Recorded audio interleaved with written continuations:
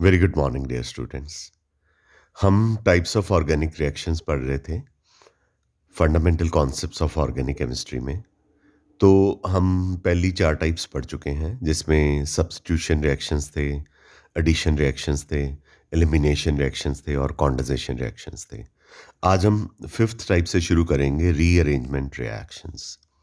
Rearrangement reaction में क्या होता है कि कोई एटम या पूरा का पूरा ग्रुप भी मॉलिक्यूल के अंदर ही एक जगह से दूसरी जगह पे मूव कर जाता है। और इसकी एग्जाम्पल हम देने जा रहे हैं, dehydration of two two dimethyl propane one ol. तो ये हमारे पास two two di methyl propane one ol है।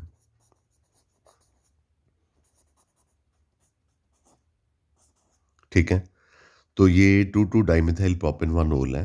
ये फर्स्ट कार्बन, ये सेकंड, ये थर्ड। तो टू पे दो बार मिथाइल ग्रुप लगा है, तो टू टू डाइमिथाइल हो गया।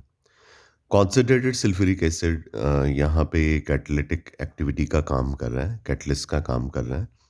तो इसका जो हाइड्रोजन प्लस है, यानी इसका जो प्रोटॉन है, उसके ऊपर ऑक्सीजन के lone pair of electron attack करते हैं और उसे एब्स्ट्रैक्ट करके ले जाते हैं। तो इसका मतलब ये वाला हाइड्रोजन जो है अब इस ऑक्सीजन के साथ लग जाएगा और इस ऑक्सीजन के लोन पेयर ऑफ इलेक्ट्रॉन को यूज़ कर लेगा। जब भी ऑक्सीजन अपना lone pair of electron use करता है, तो उस ऑक्सीजन पे कौन सा चार्ज आ जाता है? पॉजिटिव चार्ज आ जाता है। और ये हाइड्रोजन पहले एक लगा हुआ था, अब ये भी लग गया, तो दो हाइड्रोजन यहाँ पे लग गए। ऑक्सीजन पे जब भी पॉजिटिव चार्ज आए ना, तो ये इलेक्ट्रोनेगेटिव एटम पे पॉजिटिव चार्ज आने का मतलब होता है कि ये अनस्टेबल हो गया है। इसलिए ये पूरा का पूरा बॉन्ड जो है ना, इस पॉजिटिव चार्ज पे शिफ्ट कर जाएगा। जब इस पॉजिटिव चार्ज पे शिफ्ट करेगा, तो ये बॉन्ड यहाँ से ब्रेक कर गया और वाटर जो है एलिमिनेट हो गया। ठीक है, ये बॉन्ड इस पे शिफ्ट कर गया और ऑक्सीजन के ऊपर एक लोन पेयर तो पहले ही था, एक और हो गया। और वाटर क्या होता है? Hydrogen, oxygen, hydrogen. और वाटर के केस में ऑक्सीजन के ऊपर दो लोन पेयर ऑफ इलेक्ट्रॉन होते हैं। एक लोन पेयर तो है ही है, ये बॉन्ड भी इस पे शिफ्ट कर जाएगा, तो दो लोन पेयर आ जाएंगे। तो वाटर जो है उसके ऑक्सीजन के ऊपर दो लोन पेयर ऑफ इलेक्ट्रॉन आ गए और ये हिटोलिटिक क्लीवेज होगी, यानी कि पूरा का पूरा बॉन्ड ऑक्सीजन के ऊपर शिफ्ट कर गया। जब ये क्लीवेज होगी, हिटोलिटिक क्लीवेज होगी, तो इस कार्बन पे, ये वाला जो कार्बन है, इसके ऊपर पॉजिटिव चार्ज आ जाएगा। ठीक है, और वाटर हमारा एलिमिनेट हो गया। जब फर्स्ट कार्बन पे पॉजिटिव चार्ज आता है, तो ये कौन सा कार्बोकेटाइन होता है? प्राइमरी कार्बोकेटाइन होता है। तो ये प्राइमरी कार्बोकेटाइन है, ये लेस स्टेबल होता है। इसलिए यहाँ पे ये वाला जो ग्रुप है, ये जो मिथाइल ग्रुप है, पूरा का पूरा जो है माइग्रेट करके इस CH2 पॉजिटिव के साथ अटैच हो जाता है। तो ये चेन इस तरफ से लंबी हो जाती है और यहाँ से बॉन्ड जो है इस कार्बन पे टूट जाता है। तो जहाँ से बॉन्ड टूटता है वहाँ पे पॉजिटिव चार्ज डेवलप हो जाता है। यहाँ पे पॉजिटिव चार्ज डेवलप हो गया और CH2 के साथ CH3 लग गया। ये CH2 था, तो CH3 इसके साथ लग गया, CH2 CH3 हो गया। तो जब इस पे पॉजिटिव चार्ज आ गया, तो ये टर्शरी कार्बोकेटाइन बन गया।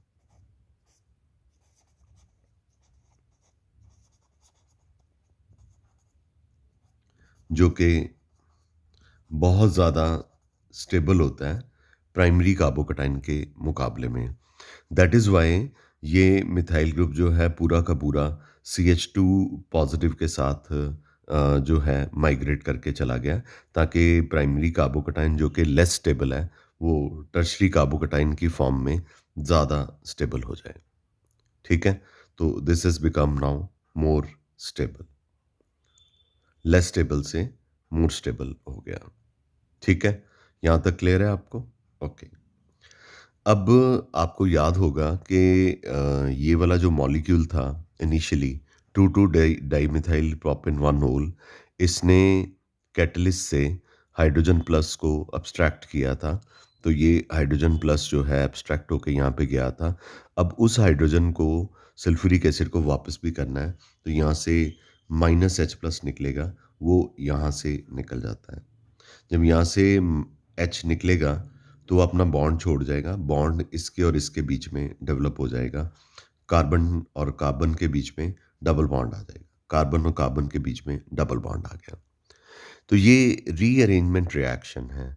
अगर हम एक बार सोच के देखें कि अगर ये मिथाइल ग्रुप जो है यहाँ पे ना शिफ्ट करता, तो फिर क्या होना था?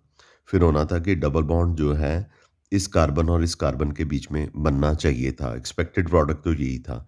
लेकिन रीअरेंजमेंट की वजह से जो डबल बॉन्ड है वो जो है इस और इस कार्बन के बीच में ही बना है, लेकिन ये जो CH3 ग्रुप नीचे है, वो नीचे नहीं है, वो यहाँ पे चला गया, ये यहाँ पे चला गया। पहले ये ग्रुप यहाँ पे था, अब यहाँ पे माइग्रेट कर गया। और उसका लॉजिक भी है, प्राइमरी कार्बोकैटायन जो कि लेस स्टेबल था, उसको टर्शियरी कार्बोकैटायन बना दिया, जो कि ज़्यादा स्टेबल है। इस तरह के रिएक्शन को बेटा हम रीअरेंजमेंट रिएक्शंस कहते हैं। मैं इसकी एक और एग्जांपल देता हूँ। ये डिहाइड्रेशन रिएक्शन था। डिहाइड्रेशन मतलब कि वाटर की एलिमिनेशन थी। मैं आपको इसकी एक और क्लासिकल एग्जांपल देता हूँ, जो हमने +2 स्टैंडर्ड में भी पढ़नी है। जो अनदर एग्जांपल है रीअरेंजमेंट रिएक्शन की, उसका नाम है Hofmann bromamide reaction. Hofmann bromamide reaction में अमाइड को जब ब्रोमीन और KOH से ट्रीट करते हैं, तो इसमें इस तरह से रीअरेंजमेंट होती है कि जो फाइनल प्रोडक्ट है वो अमाइंस मिलता है, उसमें से CO निकल ही जाता है और साथ में K2CO3 मिल जाता है। यानी कि ये वाला ग्रुप जो है वो एलिमिनेट ही हो जाता है। और वो किस फॉर्म में? वो पोटेशियम कार्बोनेट या ब्रोमाइड या वाटर जब बाहर निकलता है तो उसके साथ ये बाहर निकल जाता है। लेकिन फिर भी K2CO3 में कार्बन है, तो कार्बन वो कहाँ से आया होगा? नेचुरली यहाँ से ही आया होगा। तो इस तरह के रिएक्शंस को हम रीअरेंजमेंट रिएक्शन कहते हैं। ये प्राइमरी अमाइड है। अब मैं इसको डिटेल में बताता हूँ। जब इसको ब्रोमीन और KOH से ट्रीट करते हैं, तो जो एक ब्रोमीन है वो इस NH के साथ लग जाती है, और इसका जो एक H है वो ब्रोमीन के साथ लग के HBr बन के बाहर निकल जाता है, अज्यूम कर लेते हैं। तो हमारे पास आ गया RC double bond O, RC double bond O, N। यहाँ पे लोन पेयर दिखाया हुआ है, यहाँ पे नहीं दिखाया, मैं दिखा देता हूँ। H के साथ Br लग गया, NHBr हो गया। ये पोटेशियम हाइड्रोक्साइड जो है वो हाइड्रोक्साइड उसका जो है वो यहाँ पे दिखाया हुआ है। वो हाइड्रोक्साइड यहाँ से H को एलिमिनेट करके ले जाता है, तो यहाँ से वाटर जो है वो बाहर निकल जाता है। जब वाटर यहाँ से बाहर निकल जाता है तो हमारे पास क्या हो गया? RC double bond O, double bond O, H अपना बॉन्ड पीछे छोड़ जाता है, मतलब अपने 2 इलेक्ट्रॉन छोड़ जाता है। तो नाइट्रोजन के ऊपर एक लोन पेयर था, अब 2 लोन पेयर हो गए, साथ में नेगेटिव चार्ज आ गया और साथ में ये Br आ गया। तो फर्दर ये जो ब्रोमाइड आयन है यहाँ से बाहर निकल जाता है, ताकि वो ब्रोमाइड आयन जो है बाहर निकलेगा तो रीअरेंजमेंट होनी शुरू होगी। ब्रोमाइड आयन जब बाहर निकल जाता है तो हमारे पास RC double bond O, double bond O, nitrogen के साथ 2 लोन पेयर ऑफ इलेक्ट्रॉन है। तो ये इसके ऊपर नेगेटिव चार्ज था। नेगेटिव चार्ज को ख़त्म करने के लिए ये जो नाइट्रोजन का लोन पेयर है वो यहाँ पे शिफ्ट हो जाता है। यहाँ पे शिफ्ट होगा तो कार्बन के साथ 1, 2, 3 ये बॉन्ड यहाँ पे शिफ्ट हो रहा है। मतलब 2 इलेक्ट्रॉन का शिफ्ट होना मतलब बॉन्ड शिफ्ट होना। तो बॉन्ड का शिफ्ट होना तो कार्बन के साथ 5 बॉन्ड बन जाएंगे। इसलिए ये जो अल्काइल ग्रुप है अपने बॉन्ड के साथ माइग्रेट करके नाइट्रोजन के साथ लग जाता है।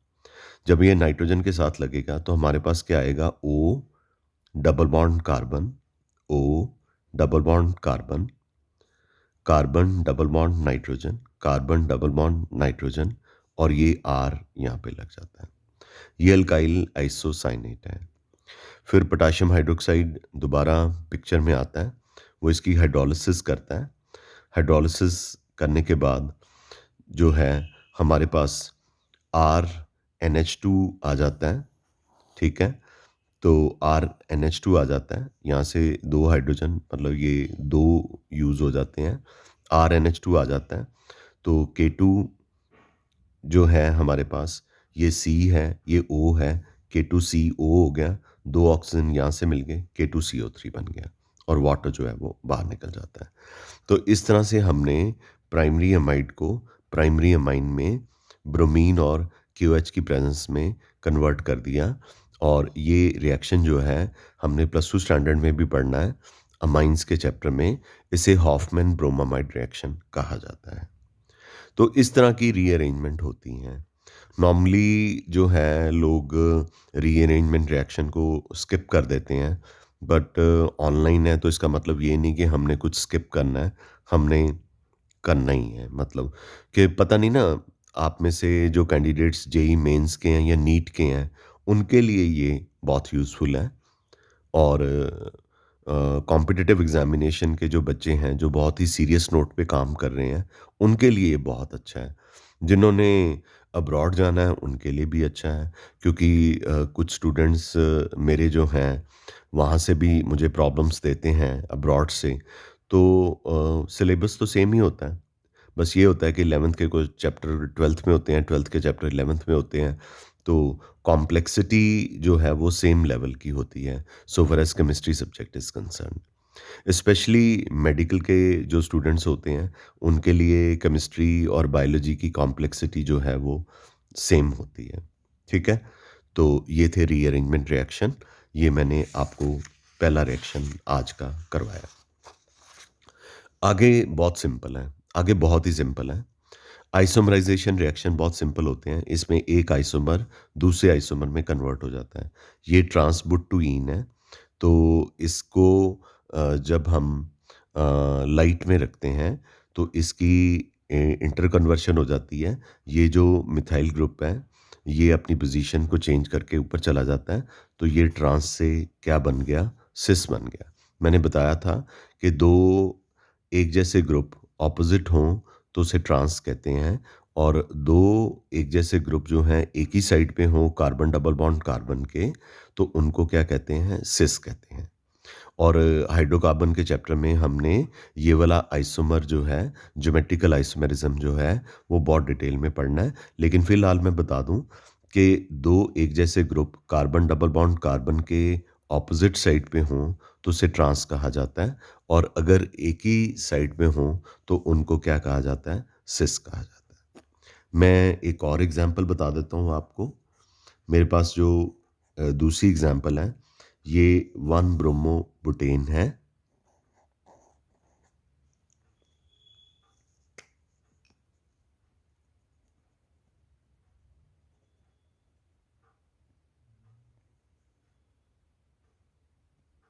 ये 1 ब्रोमो बुटेन है। तो 1 ब्रोमो बुटेन को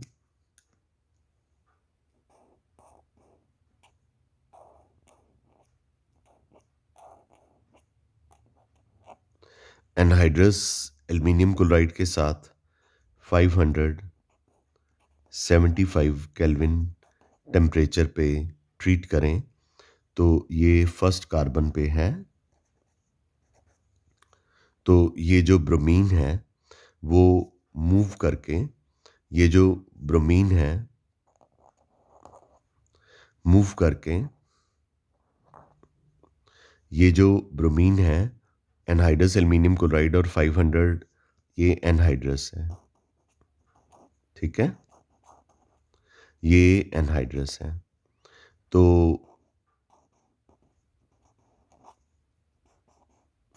एनहाइड्रस एल्युमिनियम क्लोराइड की प्रेजेंस में 573 केल्विन टेम्परेचर पे ये जो ब्रोमीन फर्स्ट कार्बन पे लगा है, ये मूव करके सेकंड कार्बन पे चला जाता है। अब नंबरिंग इधर से कर लो ना। तो ये 2 ब्रोमो बुटेन बन गया। पहले ये 1 ब्रोमो बुटेन था, अब ये क्या बन गया? 2 ब्रोमो बुटेन बन गया। तो ये भी आइसोमराइजेशन रिएक्शन है कि इसमें जो पोजीशन है, ये पोजीशन आइसोमेरिज्म है। इसमें जो ब्रोमीन है फर्स्ट कार्बन से शिफ्ट करके सेकंड कार्बन पे चला गया। तो इस तरह के रिएक्शन को हम आइसोमराइजेशन रिएक्शन कहते हैं।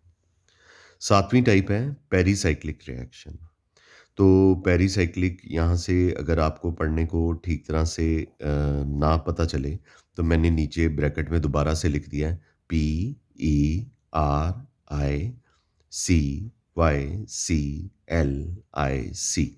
Pericyclic reactions. ये जो रिएक्शन है ना, पेरीसाइक्लिक रिएक्शन बड़े ही इंटरेस्टिंग रिएक्शन होते हैं। ये इनमें कोई भी रिएक्टिव इंटरमीडिएट इन्वॉल्व नहीं होता और ना तो कोई फ्री रेडिकल इंटरमीडिएट इन्वॉल्व होता है, ना कोई आयनिक इंटरमीडिएट इन्वॉल्व होता है। इसमें साइक्लिक ट्रांजिशन होती है, मतलब कार्बन डबल बॉन्ड कार्बन वाले मॉलिक्यूल जो हैं आपस में लाइट की प्रेजेंस में कंबाइन करके साइक्लिक ट्रांजिशन बना देते हैं, मतलब साइक्लिक फॉर्म में कन्वर्ट हो जाते हैं, जैसे कि आपको दिखाया गया। ये मैं दिखा रहा हूँ। पहली जो एग्जाम्पल है उसमें 2 इथीन के मॉलिक्यूल लिए गए हैं। जब आप इनको हीट करते हैं तो ये वाला बॉन्ड यहाँ पे शिफ्ट कर जाता है और ये वाला बॉन्ड इन 2 कार्बन के बीच में शिफ्ट कर जाता है। तो थोड़ी देर के लिए हम दिखा रहे हैं कि इसका जो डबल बॉन्ड है वो सिंगल बॉन्ड करेक्टर शो कर रहा है और यहाँ पे बॉन्ड अभी बन रहा है। ये डॉट डॉट डॉट यहाँ पे भी बॉन्ड बन रहा है। तो ये 4 मेंबर्ड साइक्लिक रिंग आपकी बन गई। अल्टीमेटली क्या होगा, ये सिंगल बॉन्ड हो जाएगा, ये वाले भी जो हैं सिंगल बॉन्ड हो जाएंगे। तो हमारे पास क्या आ जाएगा, एक्सक्यूज मी, हमारे पास जो है वो साइक्लोबुटेन आ जाएगा। मतलब ये भी सिंगल बॉन्ड बन गए। ये मैंने ब्लैक कर दिए हैं ताकि आपको दिखा दूं, मतलब शो कर दूं कि ये बॉन्ड इधर से आया है, ये बॉन्ड इधर से आया है। तो ये साइक्लोबुटेन बन गया। इस एडिशन को 2 पाई प्लस 2 पाई साइक्लो एडिशन कहते हैं, क्योंकि ये पाई बॉन्ड है और ये भी जो है पाई बॉन्ड है। इस पाई बॉन्ड में 2 इलेक्ट्रॉन हैं, इस पाई बॉन्ड में भी 2 इलेक्ट्रॉन हैं। तो इसको 2 पाई प्लस 2 पाई साइक्लो एडिशन रिएक्शन कहा जाता है। ठीक है, या 2 प्लस 2 साइक्लो एडिशन कहा जाता है। ये एक एग्जाम्पल है, पर इसकी जो पेरीसाइक्लिक रिएक्शन की क्लासिकल एग्जाम्पल है डायल्स-एल्डर रिएक्शन है। और पेरीसाइक्लिक रिएक्शन जो हैं या तो हीट की प्रेजेंस में होते हैं या लाइट की प्रेजेंस में होते हैं। तो अब मैं आपको जो बहुत ही इम्पॉर्टेंट रिएक्शन है इसका, डायल्स-एल्डर रिएक्शन, जिसे 4+2 साइक्लो एडिशन रिएक्शन कहते हैं, ये करवाने जा रहा हूँ।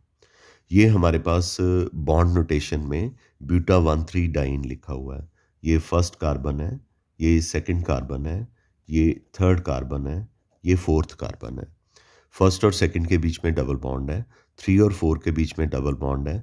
तो चूंकि 4 कार्बन है तो ब्यूट हो गया, 2 बार डबल बॉन्ड है तो आ हो गया, ब्यूटा हो गया। 1 और 2 के बीच में डबल बॉन्ड है तो 1 लिख दिया। 3 और 4 के बीच में डबल बॉन्ड है तो 3 लिख दिया। ये ब्यूटा 1,3 डाइन हो गया। और ये अक्राइलो नाइट्राइल है। अक्राइलो नाइट्राइल में ये एक कार्बन है, ये एक कार्बन है, ये दूसरा कार्बन है, ये तीसरा कार्बन है। हमने नंबरिंग इस तरफ से शुरू की क्योंकि ये साइनड ग्रुप है और साइनड ग्रुप जो है कार्बन वाला है और इसको प्रेफरेंस सीरीज में प्रेफर किया जाता है डबल बॉन्ड पे, तो नंबरिंग इधर से शुरू करेंगे।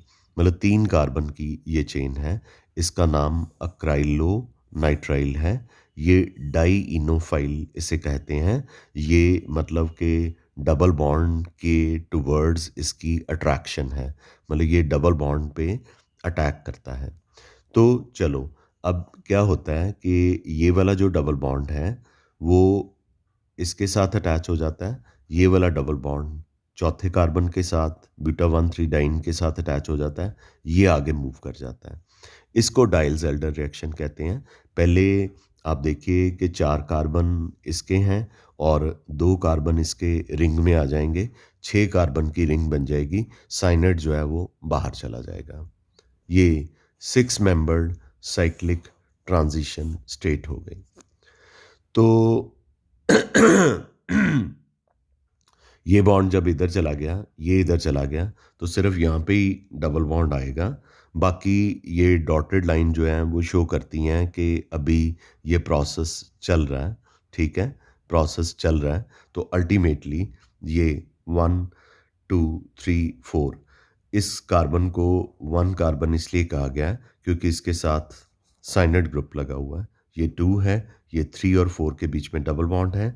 ये साइक्लोहेक्सीन है, तो ये साइक्लोहेक्सीन है, लेकिन ये 3 और 4 के बीच में डबल बॉन्ड है, तो हम लिखेंगे साइक्लोहेक्स 3ईन और 1 पे ई लगाना यहाँ पे, मिस हो गया, ई लगाना यहाँ पे, साइक्लोहेक्सीन और 1 पे कार्बोनाइट्राइल। ई इसलिए लगाना है क्योंकि जो कार्बोनाइट्राइल है उसका जो सी है इट्स नॉट ए वॉवल, इसलिए ये साइक्लोहेक्सीन कार्बोनाइट्राइल है। तो जब किसी डाइइन की एडिशन जिसमें 4 पाई इलेक्ट्रॉन है, 4 पाई इलेक्ट्रॉन मतलब ये पाई बॉन्ड है, ये पाई बॉन्ड है, इसके भी 2 इलेक्ट्रॉन हैं, तो इसके भी 2 इलेक्ट्रॉन हैं, तो फिर इसको क्या बोलेंगे? 4 पाई इलेक्ट्रॉन बोलेंगे। इसको जब डाइनोफाइल में ऐड करेंगे, 2 पाई इलेक्ट्रॉन सिस्टम में ऐड करेंगे, तो 6 मेंबर्ड रिंग बन जाएगी और इस रिएक्शन को हम क्या कहते हैं? डायल्स-एल्डर रिएक्शन कहते हैं। ठीक है? I hope you understand this. I hope it's clear to you. Last बचा इस चैप्टर का लास्ट रिएक्शन है पॉलीमराइजेशन रिएक्शन। इसमें मैं बस इतना ही कहूँगा कि +2 स्टैंडर्ड में पॉलीमर नाम का एक पूरा चैप्टर है और 9th और 10th स्टैंडर्ड में आप पॉलीमराइजेशन रिएक्शन के बारे में थोड़ा पढ़ के आए हुए हैं। तो जब large number of ethylene molecule या प्रोपाइलिन मॉलिक्यूल या जिनमें डबल बॉन्ड हो सकता है, ज़रूरी नहीं कि डबल बॉन्ड हो सकता है, वो जब आपस में कंबाइन करते हैं तो हमें एक ऐसी लंबी चेन मिल जाती है जिसमें कार्बन का नंबर n पे डिपेंड करता है और n का नंबर 100 भी हो सकता है, 200 भी हो सकता है, 1000 भी हो सकता है, 10,000 भी हो सकता है। ये डिपेंड करता है कि किस तरह का पॉलीमर जो है वो इंडस्ट्री में बनने जा रहा है। ठीक है? तो बेटा इस तरह से हमने जो टाइप्स ऑफ ऑर्गेनिक रिएक्शंस की 8 टाइप्स थी, वो हमने सारी की सारी कंप्लीट कर ली। आई एम श्योर कि आपको ये सारा क्लियर हो गया होगा। जहाँ से कोई प्रॉब्लम होगी आप 6:30 पे मुझे कॉल कर सकते हैं। I hope the lecture is very much clear to you. अब हम जो नेक्स्ट ऑर्गेनिक का चैप्टर +1 स्टैंडर्ड का पढ़ने जा रहे हैं नेक्स्ट लेक्चर में, तो दैट विल बी हाइड्रोकार्बन। वो आपका आखिरी चैप्टर है ऑर्गेनिक केमिस्ट्री का। ठीक है? So with this I take your leave. I hope you understood the lecture nicely. Thank you very much. We call it a day and love you all. See you tomorrow again with the next video. Thank you.